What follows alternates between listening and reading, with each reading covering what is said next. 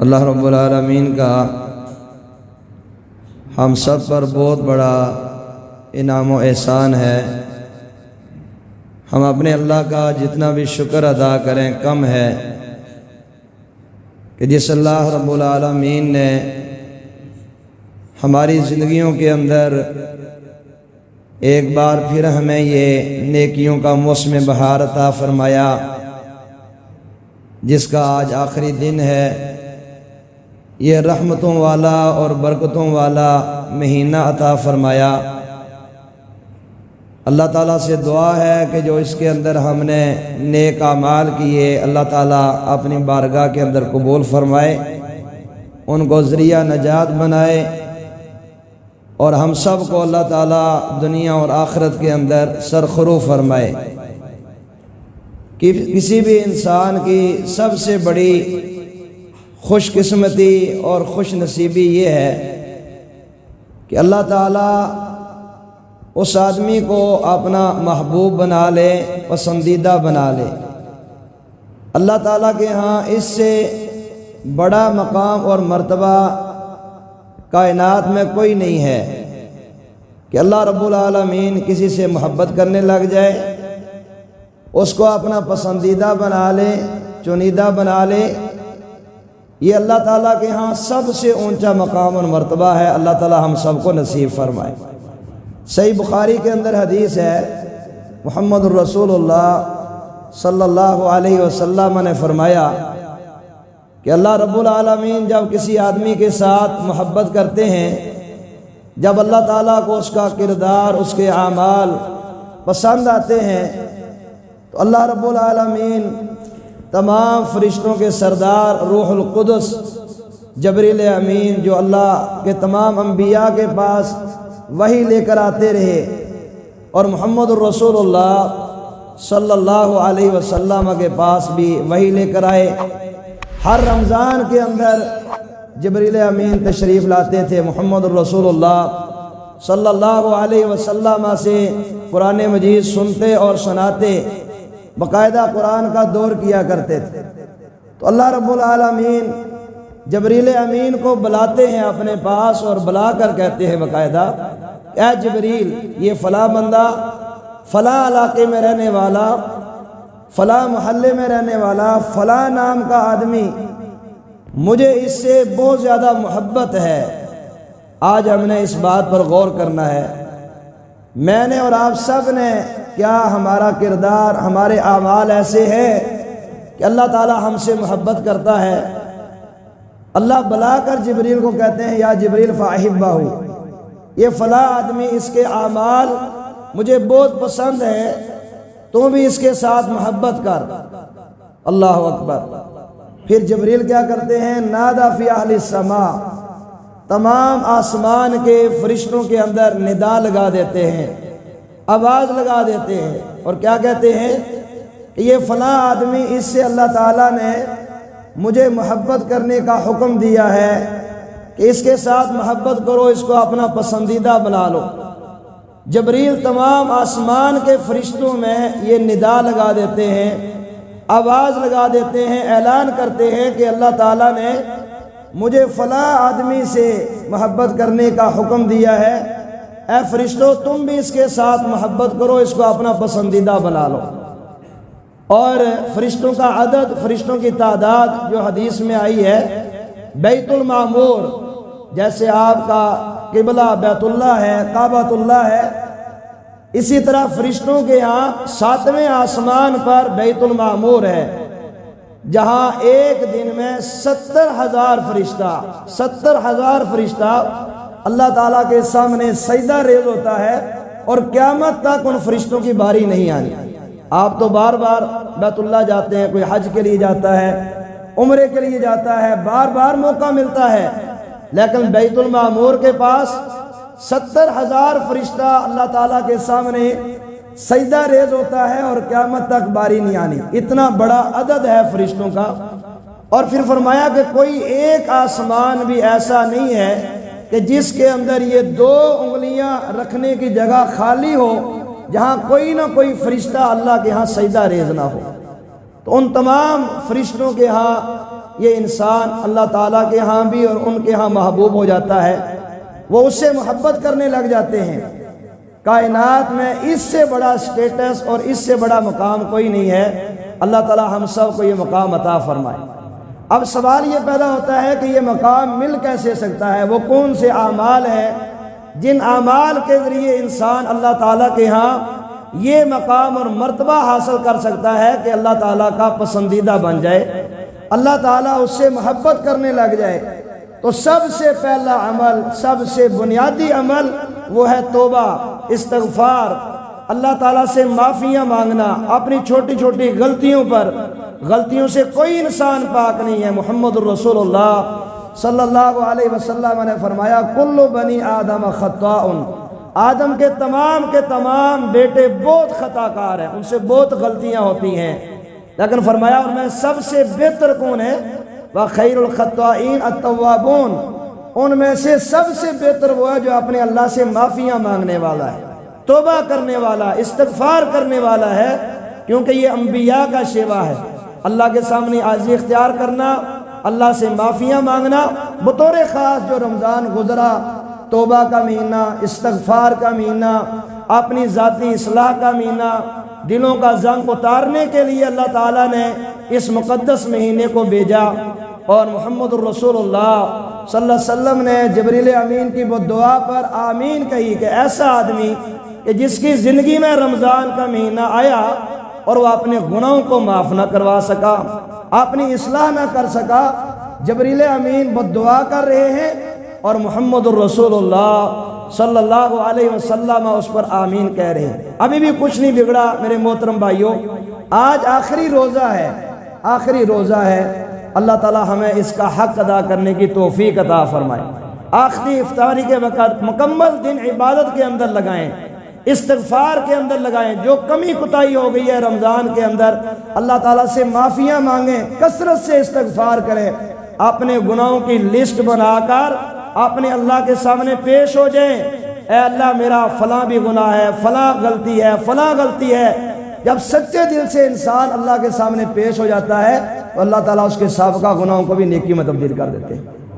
یہ اللہ کا بہت بڑا انعام ہے، یہ اللہ کی طرف سے بہت بڑی آفر ہے۔ بد نصیبی ہماری ہوگی محترم بھائیوں، سچی بات ہے، کمی ہماری طرف سے ہوگی۔ حدیث قدسی ہے صحیح بخاری میں، فرمایا کہ اللہ تعالیٰ فرماتے ہیں بندہ اگر میری طرف ایک بالشت آتا ہے میں اس کی طرف ایک ہاتھ آتا ہوں، اگر وہ میری طرف ایک ہاتھ آتا ہے فرمایا میں اس کی طرف دو ہاتھ آتا ہوں، اگر وہ میری طرف چل کر آتا ہے اللہ فرماتے ہیں میں اس کی طرف دوڑ کر آتا ہوں، اگر مجھے تنہائی میں یاد کرتا ہے سبحان اللہ، اللہ کہتے ہیں میں بھی اس کو اکیلے میں یاد کرتا ہوں، اور اگر وہ مجھے مجمع عام میں یاد کرتا ہے، بڑے مجمع کے اندر یاد کرتا ہے، میں اس سے بہتر مجمع کے اندر انبیاء اور فرشتوں میں اس کو یاد کرتا ہوں۔ واللہ یہ بہت بڑا مقام ہے بھائیو، کمی ہماری طرف سے ہے، حقیقت بات ہے۔ آج بھی جو سچے دل سے بیٹھ کر دیکھو نا، رمضان ہمیں بدلنے کے لیے آیا، تبدیل کرنے کے لیے آیا، کہ رمضان سے پہلے کیفیت اور ہو، رمضان کے بعد کیفیت اور ہو، پہلے روزے کی کیفیت اور ہو، دوسرے کی اور ہو، اگر نہیں ہے تو اب بھی ہمارے پاس بہت بڑا موقع ہے، سچی بات ہے، سنہری موقع ہے، بڑے قیمتی لمحات ہیں۔ اللہ کے نبی صلی اللہ علیہ وسلم اس آخری عشرے کی بہت قدر کرتے تھے۔ کائنات کے مصروف ترین انسان کون ہے؟ محمد صلی اللہ، جرنیل، سپہ سالار، لیڈر، سب کچھ ہونے کے باوجود آخری عشرے کے اندر اعتکاف بیٹھ جاتے ہیں، مکمل مسجد کے اندر آ کر، پھر خیمے کے اندر جا کر اللہ سے مناجات، جن کا گناہ ہی کوئی نہیں، جن کا گناہ ہی کوئی نہیں ہے، اور جو دن رات گناہوں کے اندر۔ حقیقت بات ہے محترم بھائیوں، جو میں نے غور کیا، ایک دن میں تقریباً ہمارا معاشرہ قرآن مجید کی 100 آیات کی خلاف ورزی کرتا ہے، تقریباً 100 آیات کی، غیبت کی صورت میں، بد نظری کی صورت میں، جھوٹ کی صورت میں، بد نظری کی صورت میں، بہت ساری چیزیں ہیں۔ بیٹھ کر روزانہ رات کو حقیقت بات ہے ہمیں اپنی لسٹ بنانی چاہیے۔ یہ سب سے بڑی چیز ہے کسی ایمان والے کے لیے کہ وہ اپنی ذاتی فکر کی اصلاح کرے۔ تو سب سے پہلا پسندیدہ آدمی جس سے اللہ تعالیٰ محبت کرتے ہیں وہ توبہ کرنے والے۔ آپ دیکھ لیں یونس علیہ السلام، وہ پانی کی تہوں کے اندر، وہاں کوئی التجا سننے والا نہیں تھا، تو کیا کہا جا کر؟ لا الہ الا انت سبحانک انی کنت من الظالمین، اللہ مجھے معلوم ہے تیرے در کے علاوہ مجھے کہیں سے معافی نہیں ملنے والی، تو پاک ہے۔ اللہ میں پاک نہیں ہوں، سبحانک اللہ تو پاک ہے کمیوں سے، کوتاہیوں سے، غلطیوں سے، کمزوریوں سے۔ اللہ کمزوریاں میرے اندر ہیں، اللہ کوتاہیاں میرے اندر ہے۔ جب انسان یہ ندامت کا اظہار کر لیتا ہے، یہی توبہ ہے، یہی توبہ ہے کہ اپنی کوتاہیوں کو اللہ کے سامنے رکھ کر، توبہ کا معنی پلٹ آنا۔ آپ دیکھ لیں ہمارے ابا جان ابو البشر آدم علیہ السلام، غلطی ہو گئی، کیا کہہ رہے ہیں؟ ربنا، واللہ یہ ادا اللہ کو بہت پسند ہے، بہت پسند ہے۔ تقریباً آپ قرآن مجید پڑھیں، ہر نبی کا آپ کو واقعہ ملے گا استغفار کا، توبہ کا، معافی کا، حالانکہ وہ کائنات کے سب سے اونچے ترین عظیم لوگ تھے۔ ربنا ظلمنا انفسنا وَإِن لَّمْ تَغْفِرْ لَنَا وَتَرْحَمْنَا لَنَكُونَنَّ مِنَ الْخَاسِرِينَ۔ اے اللہ، ہم نے اپنی جانوں پر ظلم کیا، ہم سے زیادتیاں ہوئیں، اللہ کمیاں کوتاہیاں ہوئیں، اللہ ہمیں معاف کر دے۔ اللہ اگر تو معاف نہیں کرے گا، ہم پر اپنی رحمت نہیں کرے گا، اللہ ہمارا معافی کا ٹھکانہ کوئی نہیں، تیرے در کے علاوہ ہمارے لیے کوئی در نہیں ہے جہاں سے معافی ملے۔ تو محترم بھائیو، رمضان اسی لیے آیا تھا، ذاتی اصلاح کے لیے آیا تھا، توبہ، استغفار، مناجات۔ اور رمضان جا رہا ہے، دوسری سب سے بڑی چیز اور دوسرا پسندیدہ آدمی جس سے اللہ بہت محبت کرتے ہیں، وہ کون ہے؟ جو قرآن مجید کے ساتھ اپنے تعلق کو قائم کرنے والا، قرآن پر تدبر کرنے والا، غور کرنے والا، قرآن کو لذت لے لے کر پڑھنے والا۔ جب بھی آپ کا دل کرے کہ اللہ ہم سے کلام کرے، اللہ اکبر، آپ کا یہ دل کرے کہ اللہ تعالی ہم سے باتیں کرے، آپ قرآن کو ترجمے سے پڑھنا شروع کر دیں۔ قرآن اللہ کا کلام ہے۔ جو انسان یہ چاہتا ہے، حقیقت بات ہے محترم بھائیوں، کہ اللہ مجھ سے باتیں کرے، کتنا بڑا خوش نصیب وہ انسان ہے جس سے اللہ بات کرے۔ حقیقت بات ہے محترم بھائیوں، آج ہمارے معاشرے میں کیفیت یہ ہے، چند الفاظ پڑھ لیتے ہیں، قرآن سنانے والے حافظ بھی، سننے والے بھی، وہ کانوں سے بس آواز ٹکرا رہی ہے، لیکن سمجھ کچھ نہیں آ رہی کہ ہمارا اللہ ہمیں کیا کہہ رہا ہے۔ یہ مجموعی معاشرے کی کیفیت ہے۔ تو دوسرا آدمی جس سے اللہ بہت محبت کرتے ہیں، اللہ اکبر، فرمایا یہ وہ ہے جو قیامت والے دن معزز فرشتوں کے ساتھ ہوگا۔ الماہر بالقرآن مع السفرۃ الکرام البررہ، فرمایا جو قرآن کا ماہر ہے۔ ماہر کا مطلب یہ نہیں ہوتا صرف الفاظ پڑھنے والا، ماہر کا مطلب یہ نہیں ہوتا صرف ناظرہ پڑھنے والا۔ سب سے بڑا قرآن کا ماہر وہ ہے جو قرآن پر تدبر کرنے والا، اس کا ترجمہ پڑھ رہا ہے، تفسیر پڑھ رہا ہے۔ بھائیو، رمضان جا رہا، ہم سے رخصت ہو رہا ہے۔ سچی بات ہے، اہل ایمان کو اس کا بہت دکھ ہے، اس جدائی کا۔ اللہ تعالیٰ بار بار اس رمضان کو ہماری زندگی میں لے کر آئے، اللہ تعالیٰ بار بار ہمیں یہ مبارک گھڑیاں نصیب فرمائے۔ اسلاف کے بارے میں آتا ہے کہ جب رمضان گزر جاتا، 6 ماہ تک یہ دعائیں کرتے رہتے، 6 ماہ تک محدثین، مفسرین، یہاں سے آپ اہمیت کا اندازہ لگائیں نا بھائیو، 6 ماہ تک یہ دعا کرتے رہتے، اللہ جو رمضان میں کیا قبول کرنا، اللہ قیام قبول کرنا، روزے قبول کرنا، جو نیک اعمال کیے اللہ قبول کرنا۔ پھر جب 6 ماہ گزر جاتے تو 6 مہینے تک یہ دعا کرتے، اللہم بلغنا رمضان ووفقنا فیہ لما تحب وترضى، اے اللہ پھر ہمیں رمضان عطا فرما، اس کی مبارک گھڑیاں نصیب فرما۔ یہ تو اللہ کا بڑا انعام ہے۔ تو بھائیو، رمضان جا رہا ہے، قرآن کو اپنے گھروں کی زینت بناؤ۔ ہمارے گھروں کی سب سے بڑی زینت اللہ کا قرآن ہے۔ واللہ حق یہ ہے، ہماری ہر بیٹھک میں ترجمہ قرآن کلاس چل رہی ہے، ترجمہ خواتین ترجمہ پڑھا رہی ہیں، مرد حضرات پڑھا رہے ہیں۔ اس سے معاشرے میں توجہ نہیں ہے، اس پر حقیقت بات ہے۔ معاشرے کے بگاڑ کی بنیادی وجہ، ملکوں کے بگاڑ کی بنیادی وجہ اللہ کے قرآن سے دوری ہے۔ محترم بھائی، محمد الرسول اللہ صلی اللہ علیہ وسلم سے پوچھا صدیق اکبر نے کہ اللہ کے نبی صلی اللہ علیہ وسلم، شیبتا، آپ بوڑھے ہو گئے، کس چیز نے آپ کو بوڑھا کیا ہے، کیا وجہ ہے؟ تو آپ نے طائف کی گلیوں کا ذکر نہیں کیا، حالانکہ بہت بڑا، سچی بات ہے، بہت بڑا وہ واقعہ تھا۔ پورا جسم لہو لہان ہے آپ کا، آپ کے مبارک جوتے خون سے بھر گئے۔ اللہ اکبر، آپ نے اس کا تذکرہ نہیں کیا۔ کیا کہا میرے صدیق شیبتنی ہود والواقعہ والمرسلات وعما یتساءلون وإذا الشمس كورت۔ سوچیں کیا آج ہماری یہ کیفیت ہے؟ حقیقت بات ہے محترم بھائیو، آج آدھا گھنٹہ تنہائی میں بیٹھے، گھر کے اندر بیٹھ جائیں، مسجد میں بیٹھ جائیں، غور کریں رمضان سے کیا حاصل کیا، قرآن سے کیا حاصل کیا۔ واللہ پلٹ آئیں واپس اللہ کے قرآن کی طرف۔ اور یہ کبیرہ گناہ ہے قرآن پر غور نہ کرنا۔ آپ کہیں گے دلیل کیا ہے؟ قرآن مجید میں سورہ فرقان میں اللہ تعالیٰ کی عدالت میں محمد الرسول اللہ صلی اللہ علیہ وسلم کیس دائر کریں گے۔ ہمارے یہاں کنسیپٹ ہے بس یہ قرآن صرف مولویوں کا ہوتا ہے، ان کا کام ہے پڑھنا، غور کرنا، یا جو مدرسے مسجد کے بچے ہوتے ہیں ان کا کام ہوتا ہے۔ بھائیوں نہیں، اللہ کی قسم ہر مسلمان کا یہ فرض ہے، ہر مسلمان کا۔ اکثر صحابہ نے بڑی عمروں کے اندر اللہ کا قرآن سیکھا ہے، اکثر صحابہ نے۔ آپ دیکھیں صدیق اکبر کی عمر کیا تھی، عمر رضی اللہ عنہ کی عمر کیا تھی، کبار صحابہ بڑی عمروں کے اندر۔ یہی وجہ تھی وہ معزز تھے زمانے میں مسلمان ہو کر، وہ معزز تھے زمانے میں مسلمان ہو کر، ہم خار ہوئے تارک قرآن ہو کر۔ قرآن کا ترک کیا ہے؟ اس پر تدبر نہ کرنا۔ وقال الرسول یا رب ان قوم اتخذوا هذا القرآن مہجورا، رسول کہیں گے محمد صلی اللہ علیہ وسلم اللہ کی عدالت میں کھڑے ہو کر، اے اللہ، اے میرے رب، میری قوم نے قرآن کو چھوڑ دیا تھا۔ آپ کہیں گے کہاں چھوڑا ہے؟ ہماری مسجد میں درجنوں قرآن ہے، گھر کے اندر 2-3 قرآن پڑھے، ہم نے کدھر چھوڑا ہے؟ چھوڑنے کا کیا مطلب ہے؟ ابن تیمیہ رحمہ اللہ نے تقریباً 10 چیزیں ذکر کی ہیں، وقت نہیں ہے، 10 چیزیں، ان میں سے مین 2 آپ یاد رکھیں، 2-3 یاد رکھ لیں۔ وہ کیا ہے؟ ایک، قرآن پر تدبر نہ کرنا، غور نہ کرنا، یہ قرآن کا چھوڑنا ہے، یہ قرآن سے روگردانی ہے۔ اور دوسرا، قرآن پر عمل نہ کرنا، اور تیسرا، قرآن کی دعوت نہ دینا، کیونکہ ابھی انبیاء نے نہیں آنا، صحابہ نے نہیں آنا۔ محترم بھائیوں، یہ ذمہ داری میری اور آپ کی ہے کہ ہم نے اللہ کے قرآن کو سیکھنا ہے اور لوگوں تک کیا کرنا ہے؟ اس کو پہنچانا ہے، اس پر عمل کرنا ہے۔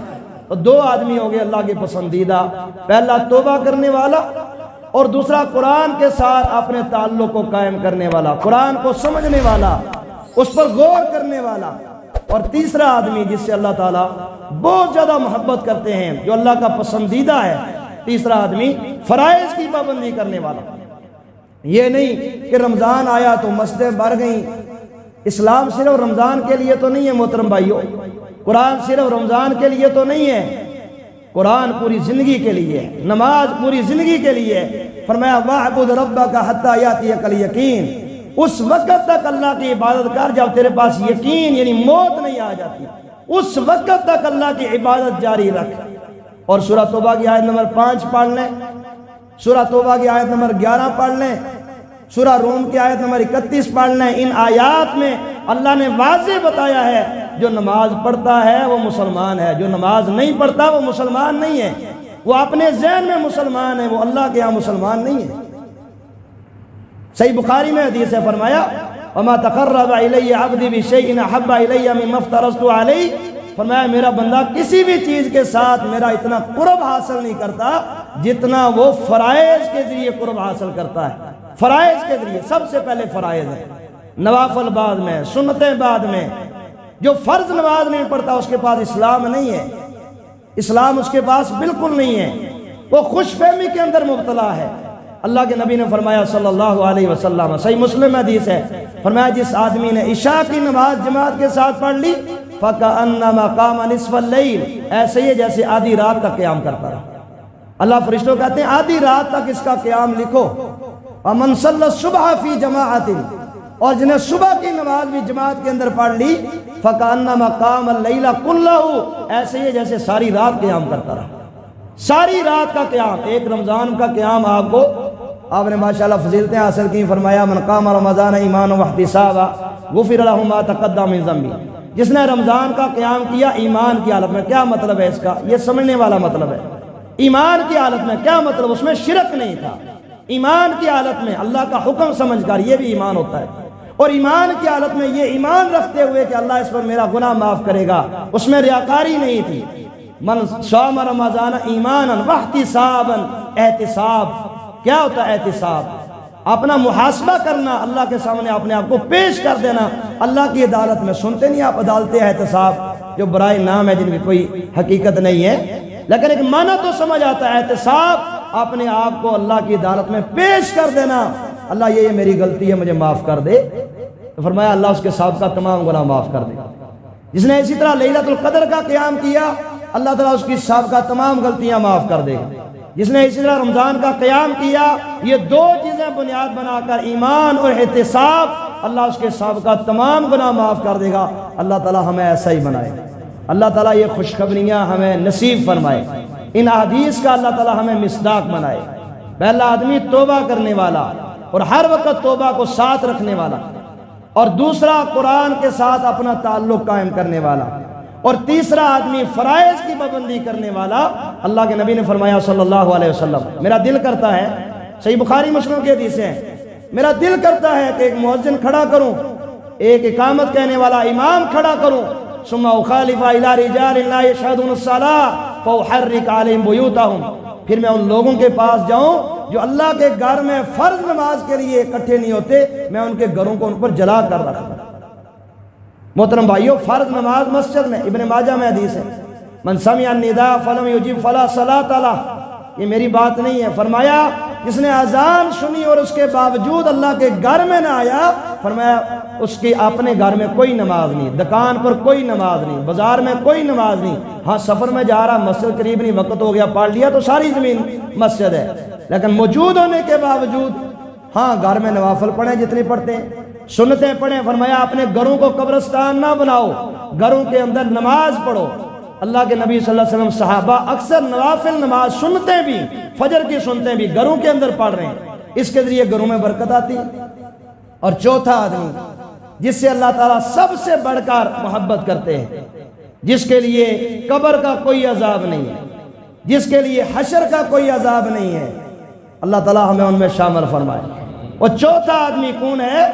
اللہ کے راستے میں جہاد کرنے والا، اسلام کے غلبے کے لیے۔ محمد الرسول اللہ صلی اللہ علیہ وسلم نے فرمایا، مسند احمد کے اندر حدیث ہے، کہا میرے صحابہ هل تدرون اول من يدخل الجنہ من خلق اللہ، کیا تم جانتے ہو اللہ کی مخلوق میں سے سب سے پہلے اللہ کی جنت میں کون داخل ہوں گے؟ اللہ تعالیٰ ہم سب کو ان میں شامل فرمائے، اللہ تعالیٰ اس محنت اور کوشش کی توفیق عطا فرمائے۔ تو صحابہ نے کہا اللہ اور اس کے رسول بہتر جانتے ہیں۔